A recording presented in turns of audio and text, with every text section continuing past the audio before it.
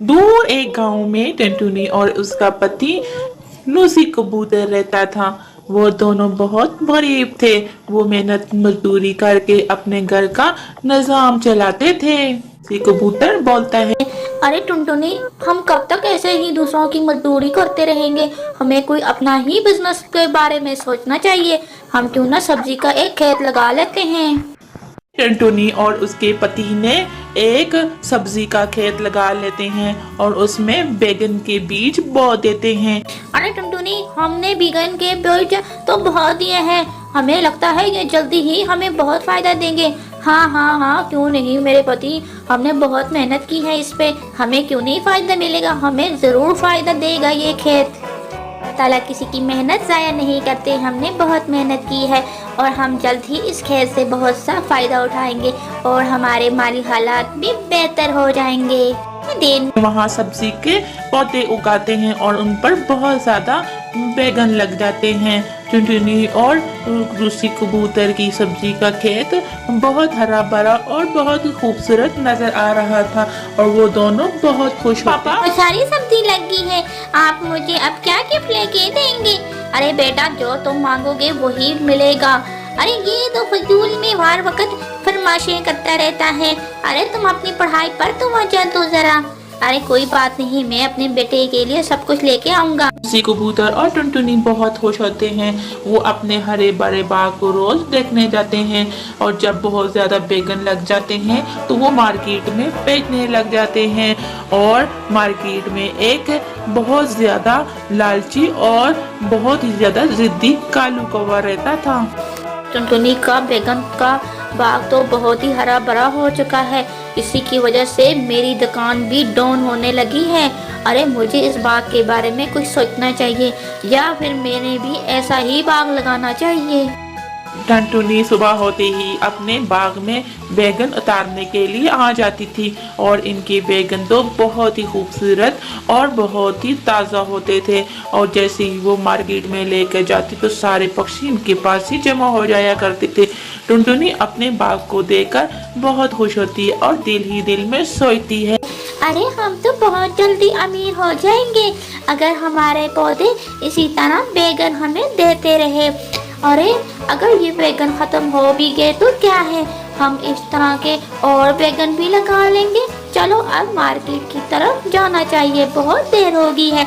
फिर वो अपनी बैगन वाली बाल्टी उठाकर मार्केट की तरफ चल पड़ती है। मार्केट में वो अपनी एक जगह पर अपना छोटा सा ठेला लगा लेती है बैगन का।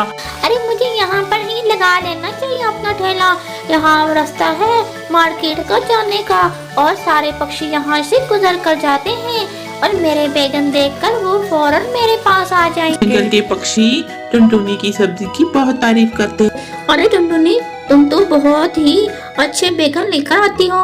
अरे कहाँ से लेकर आती हो इतने ताजे और फ्रेश बैगन? अरे इससे पहले तो मैंने कभी भी ऐसे बैगन नहीं देखे। पूरी मार्केट में तुम्हारे जैसे बैगन किसी के पास नहीं है। इसी तरह कुछ दिन गुजरते गए और उस मार्केट में कालू कौवे ने भी अपनी सब्जी का ठेला लगा लिया और उसने अपने ठेले पर हर रंग की सब्जी रखी हुई थी। इसी तरह कुछ दिन गुजर गए।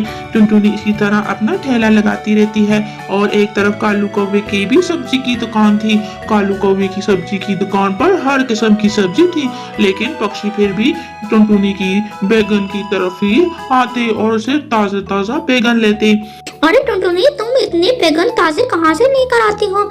अरे टुनटुनी, तुम्हारे पास तो रश लगा रहता है। लेकिन कालू कौवे को ये बात हाजम नहीं होती। वो एक रात जाकर टुनटुनी के बाग में जहर वाली दवाई उन बैगन पर डाल लेता है। अब मैं देखता हूँ कैसे बेचती है टुनटुनी अपने बैगन। मेरी दुकान इसी की वजह से खत्म होने वाली है। अब मैं देखता हूँ इसको। सुबह होते ही टुनटुनी मामूल के मुताबिक अपने बाग में बैगन उतारने आती है।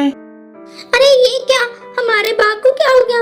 अरे ये कैसे सूख गया? कल तक तो अच्छा भला था। अरे ये दवाई की बोतल, अरे किसी ने हमारे पौधों पर दवाई डाल दी है जिसकी वजह से हमारा बाग सूख गया है। अरे अब हम क्या करेंगे? इसकी हरकत होगी। टुनटुनी मार्केट पहुंच जाती है और सबसे कहती है, मेरे बाग में किसी ने दवाई डालकर मेरे पौधों को सुखा दिया है। अब मेरा यहाँ ठेला नहीं लग सकता। अब मैं क्या करूँगी? अरे टुनटुनी, तुम क्यों परेशान होती हो? मुझसे सब्जी लेकर यहाँ पर ठेला लगा लो ना। अरे कालू, तुम्हारी सब्जी तो ताज़ा ही नहीं होती और मेरी सब्जी कौन खरीदेगा? इस तरह तो मेरी तो नाम ही खराब हो जाएगा। मेरी बात नहीं सुननी है तो जाओ सीधे घर जाकर बैठ जाओ। यहाँ क्यों मेरे साथ मारी कर रही हो तुम? अब तो वैसे भी तुम निकम्मी हो गई हो। अब तो तुम्हें घर जाकर आराम करना चाहिए। मेरा टाइम मत जाया कर, मेरे पास गाहक आने वाले हैं। कालू कौवा टुनटुनी को बहुत बातें सुनाता है।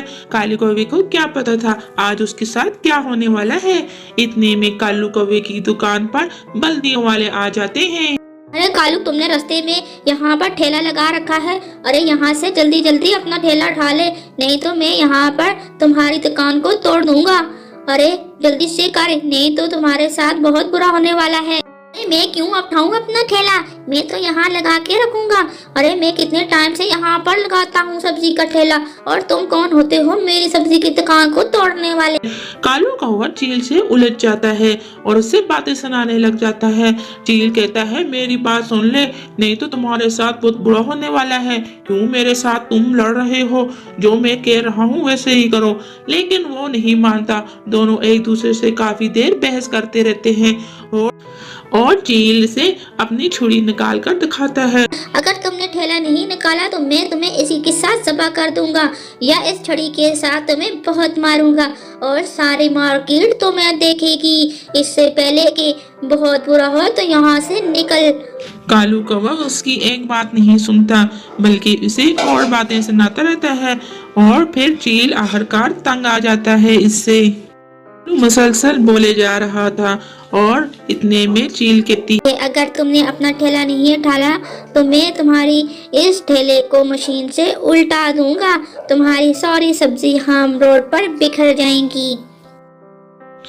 थोड़ी ही देर बहस और मुबाहिसे के बाद कालू कौवा वहाँ पर ही मस्त खड़ा रहता है और चील अपनी जाकर मशीन चलाने लग जाता है और मशीन चलाकर उसकी दुकान को उल्टा देता है। इस तरह कालू को इसके किए की सजा मिल जाती है। तो हमें इस कहानी से क्या सीख मिलती है कि हमें किसी का बुरा नहीं सोचना चाहिए।